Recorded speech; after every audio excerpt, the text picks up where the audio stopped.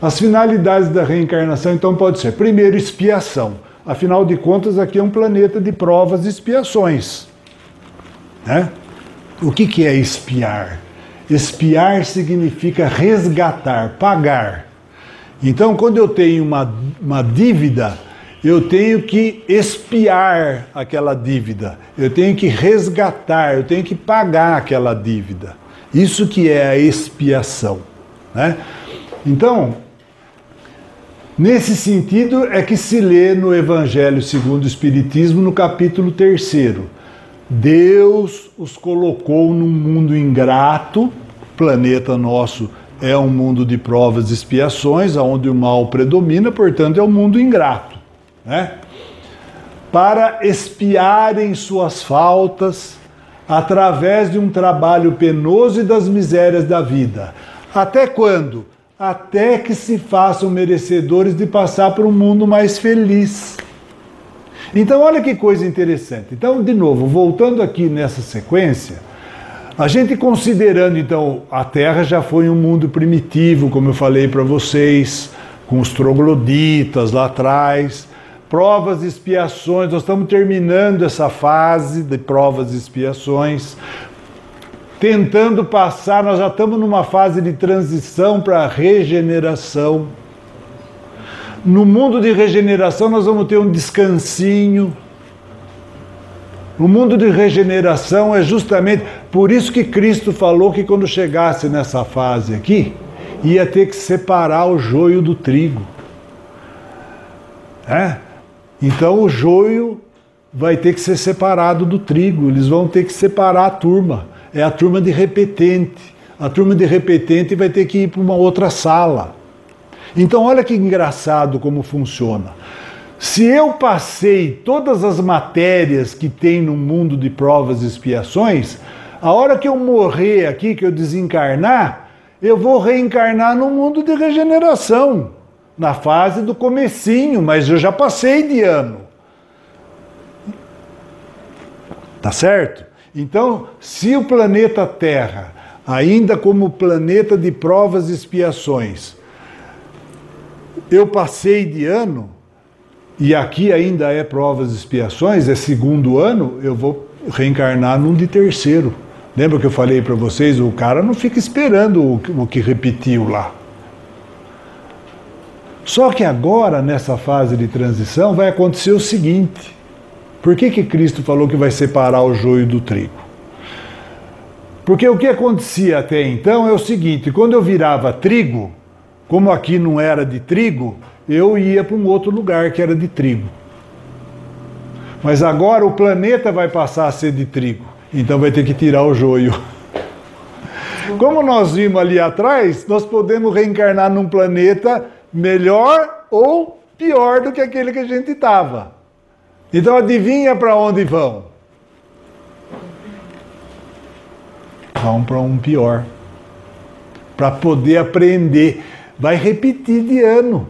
Para poder aprender. Porque esse aí ainda é um indivíduo de provas e expiações. Ele não conseguiu a média ainda para chegar no mundo de regeneração. Como vai virar mundo de regeneração aqui? Agora é o contrário. Antes quem passava de ano tinha que ir embora. Agora o planeta, a sala de aula não é mais de segundo ano, é de terceiro. Está começando. Então quem é do terceiro que vai entrar agora vai ficar aqui. E agora é o contrário. Agora os que repetiram que vão ter que ir para um outro ano de segundo. Ficou claro isso aí?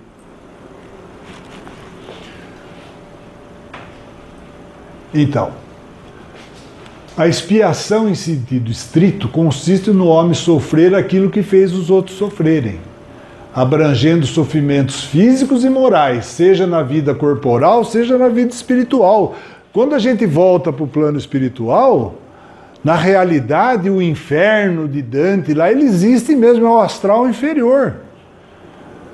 Quem assistiu o filme aqui, o Amor Além da Vida, que a moça se suicida porque o marido e os filhos tinham morrido, lembra quando ele vai lá buscar a mulher e tentar encontrar com ela, onde que ele tem que passar? É uma realidade.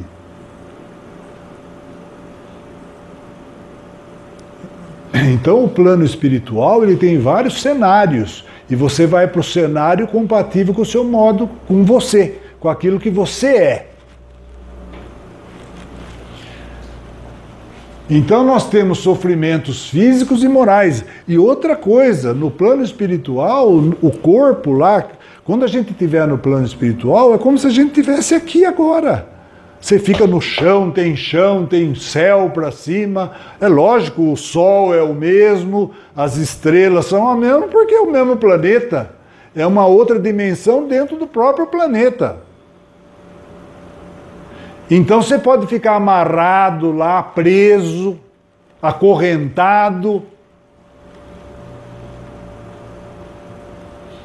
Não estou querendo assustar. Eu sei que vocês não vão. Vocês vão tudo para um outro nível já, né? As expiações do passado apagam as faltas e purificam os espíritos quando bem suportadas. Então você fala, qual é a finalidade? Porque assim, eu chego lá e falo assim, puxa, mas eu ceguei aquela pessoa, eu preciso passar por isso também, eu quero, você pede para passar. Aí você vem. Agora, se você chegar aqui e reclamar, por que comigo, o que eu fiz e tal, não vai adiantar. Então até isso a gente tem que entender, que os problemas que acontecem para a gente têm uma razão de ser. Ninguém sofre à toa. Nós não viemos aqui para sofrer, nós viemos aqui para aprender. É como se eu pegasse o filho, vem da escola, chorando porque a professora deu dever para fazer em casa. Eu não quero fazer dever. Não aprende.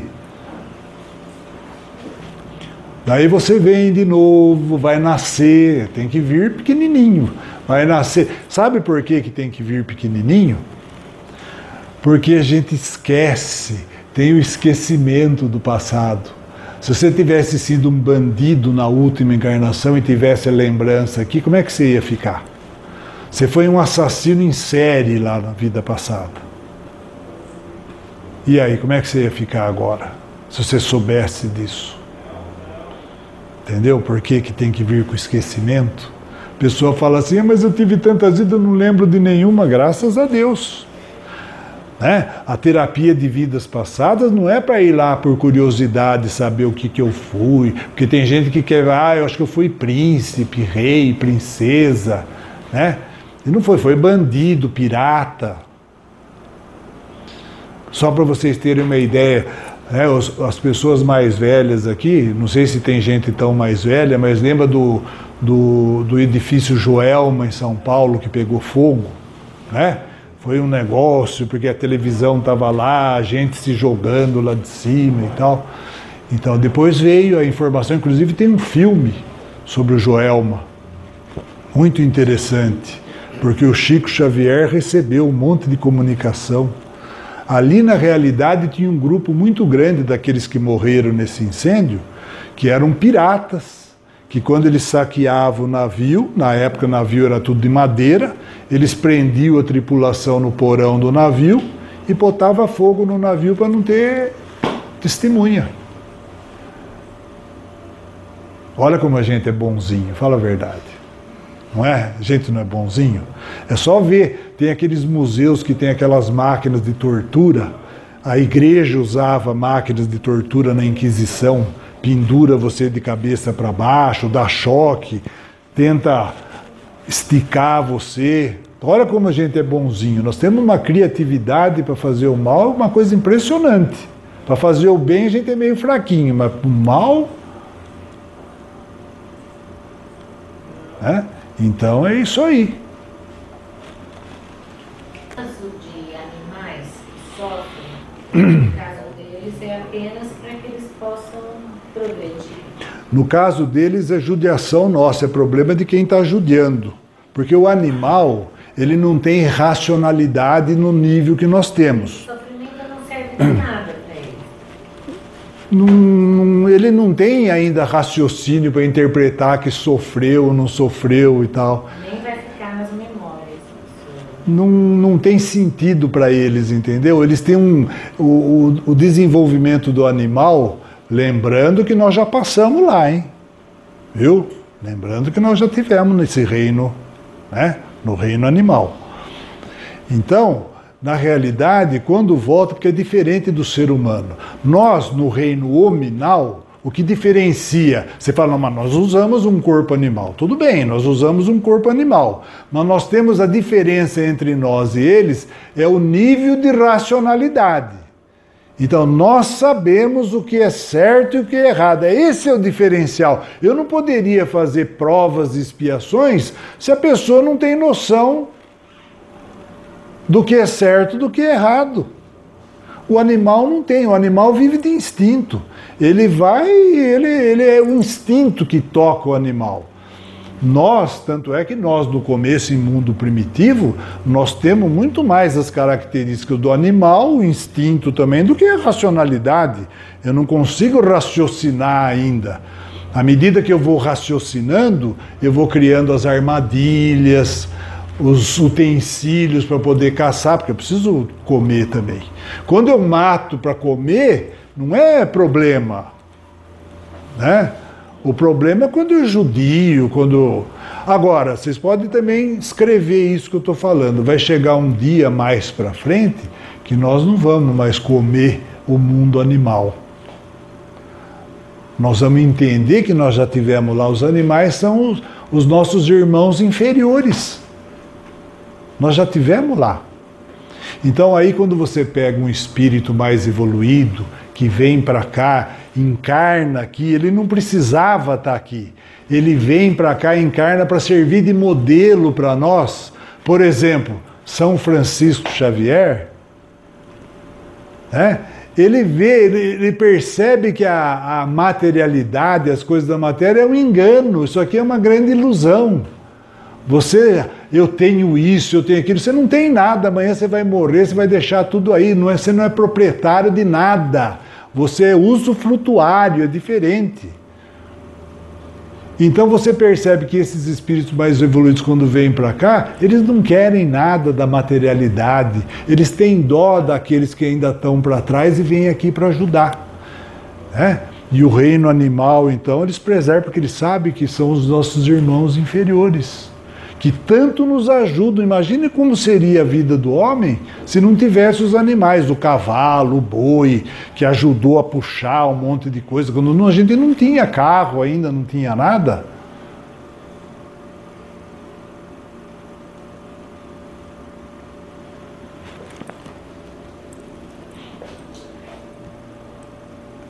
Então, entender o que é expiação?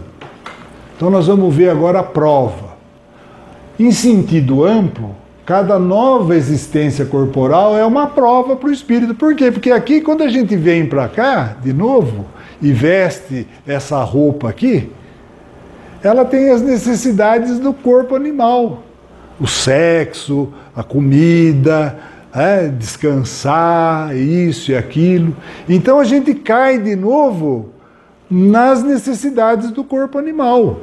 Não que como espírito você não tenha essas necessidades, hein? Porque tem muito espírito que desencarna e continua aqui porque tem essas necessidades ainda.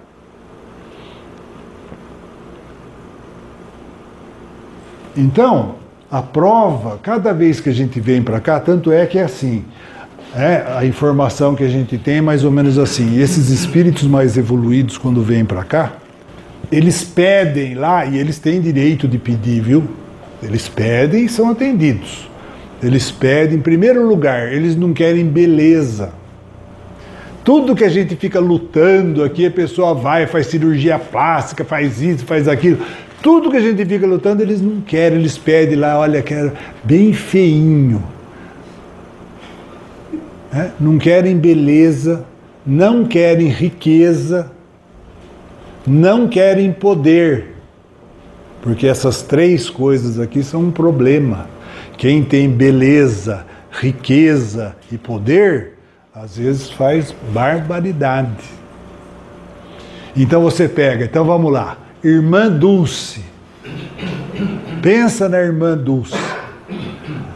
Vê se dava para pôr ela na capa da Playboy, por exemplo. Frei Damião, Padre Cícero, o Chico Xavier. E outra coisa que eles pedem, muitas vezes, eles pedem para vir trocado do corpo. Porque nós, como seres espirituais, nós passamos por fases onde eu sou mais masculino ou mais feminino. Então, se eu sou mais masculino, eu peço para vir num corpo feminino. Porque eu, como missionário aqui, não quero saber de sexo, não quero saber de família, não quero saber de nada. Eu quero saber do trabalho que eu vim fazer aqui. Vocês perceberam? Então é isso, você pega todos os espíritos do Gandhi, pega todos eles, aqueles espíritos mais evoluídos, e vê quem que era rico, milionário, poderoso, lindo, bonito, ou bonito. Você já imaginou a irmã Dulce, a Madre Teresa de Calcutá, um avião, aí ela vai pedir uma doação lá para cuidar dos... Fala, oh, vamos jantar, a gente pode ver. Se ela casa, o marido vai falar, onde você vai? Vou cuidar, imagine, fica aqui, você vai... Então esses espíritos mais evoluídos que vêm para isso, eles não querem família. Não é que eles não querem, a família é todo mundo já. À medida que você vai evoluindo, você vai vendo, nós não somos irmãos, por que você trata um diferente do outro? Por que você tem preconceito se são todos irmãos? Porque nós ainda não... Nós podemos saber isso teoricamente, mas na prática é tão difícil, né? E o importante é na prática, não adianta na teoria. É a prática que vale. É? Então, se nós somos todos irmãos, esses espíritos mais evoluídos eles cuidam de um monte de gente. O Divaldo Pereira Franco tem lá a casa... que ele cuida de 400 crianças lá em Salvador. O Chico Xavier, se vocês não sabiam, que escreveu mais de 400 livros, ele recebia, ainda recebe, mais de $1 milhão por mês de direitos autorais. Ele não ficava com nem um tostão. Quem aqui, no lugar dele, daria $1 milhão todo mês para caridade e não ficava com nem um tostãozinho?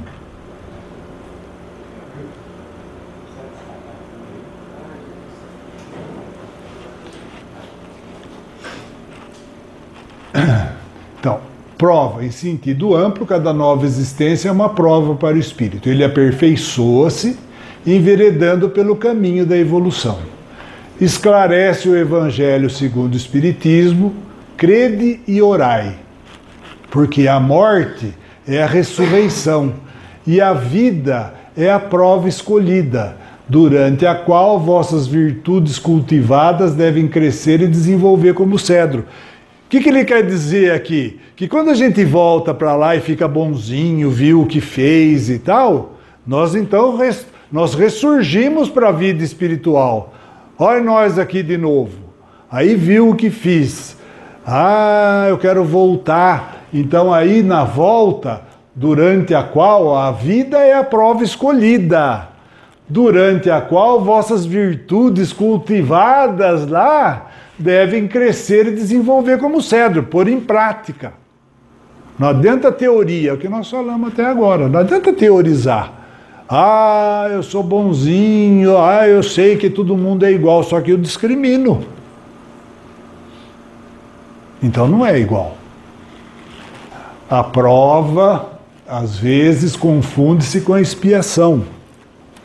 Mas nem todo sofrimento é indício de determinada falta. Então aí quando o pessoal começa a aprender, fala, então aquele aleijado lá cortou a perna de alguém. Às vezes a pessoa, você como ser espiritual, fala assim, eu quero passar uma vida sem a perna para ver como é que eu reajo. Vocês já pararam para pensar um pouquinho? Como é que será que a gente reagiria se tivesse desempregado e com os filhos passando fome? que será que você ia fazer? Será que você ia assaltar? Ia roubar lá no supermercado para levar para casa? O que você ia fazer? É fácil a gente julgar, falar, mas o que a gente faria se estivesse naquele lugar lá? Qual seria a sua reação?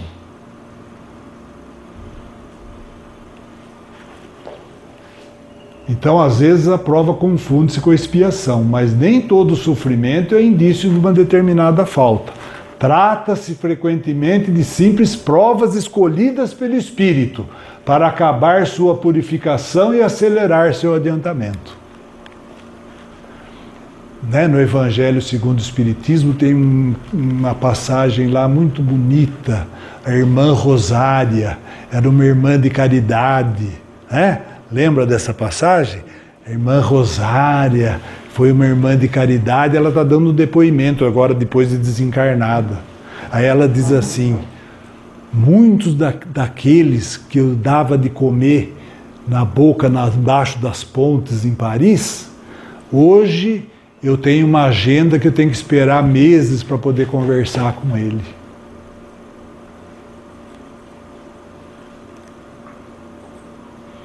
Uma coisa é aqui. A gente se engana, você não sabe quem são os espíritos que você está tendo contato. Missão, já falei um pouco da missão, não é? Então, olha lá, a missão é uma tarefa a ser cumprida pelo espírito encarnado. Então, gente, vamos pensar um pouco. Por exemplo, o Allan Kardec, ele veio preparado, ele tinha a missão já de fazer o que ele fez. Ele veio, estudou, era pedagogo, gostava de estudar religião, achava um absurdo ter separado o cristianismo em católico e protestante. Ele gostava desses assuntos e tinha se preparado para o que ele fez. Cada um de nós tem a sua missão, não é só missionários. Se você tem família, está aí a sua missão. Você tem uma missão ali com aquelas pessoas. Muitas vezes você já conviveu com elas antes, aprontou, e agora está vindo para tentar resolver. E às vezes vai errar de novo. Não tem importância, nós somos eternos, nós não vamos morrer. Uma vez criados, nós nunca mais, nós vamos para frente só. Nós vamos um dia tomar conta de humanidades, depois nós vamos tomar conta de sistemas estelares, planetários, depois nós vamos tomar conta de um pedaço da galáxia, depois nós vamos tomar conta da galáxia inteira. Então não tem problema. Você pode ficar. Mas nós estamos perdendo, né? Tá atrasando só. E não sai se não acertar. Enquanto tiver problema, fica junto. Por isso que é engraçado, nós vamos ver no casamento, quando no casamento o padre fala assim no final, até que a morte os separe, muitas vezes é pura realidade. Porque vieram para acertar o problema. Aí a morte resolveu, a morte separa, cada um vai para um lado. Não são espíritos afins.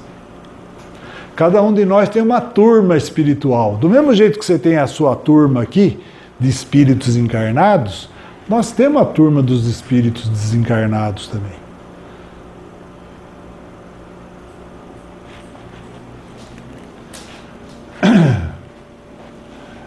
Lê-se no Livro dos Espíritos, na pergunta 573, que cada um tem a sua missão nesse mundo, porque cada um pode ser útil em algum sentido.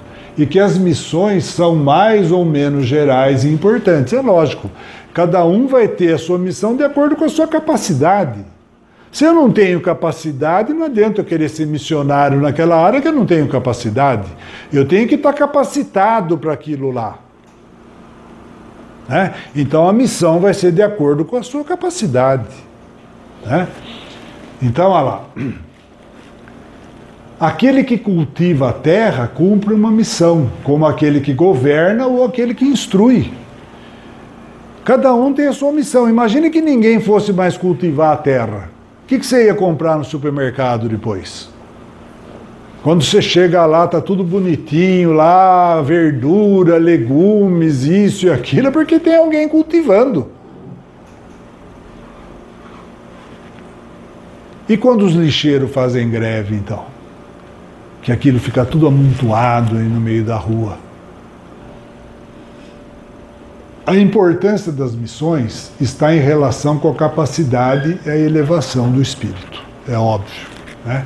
Em sentido particular, cada espírito desempenha tarefas especiais numa ou noutra encarnação, nesse ou naquele mundo. Tem-se assim a missão dos pais, a missão dos conquistadores, dos homens de ciências, dos homens que desempenham na Terra a missão de paz e amor, dos homens que lutam pelas reformas sociais. Cada um tem uma missão, de acordo com as suas capacidades.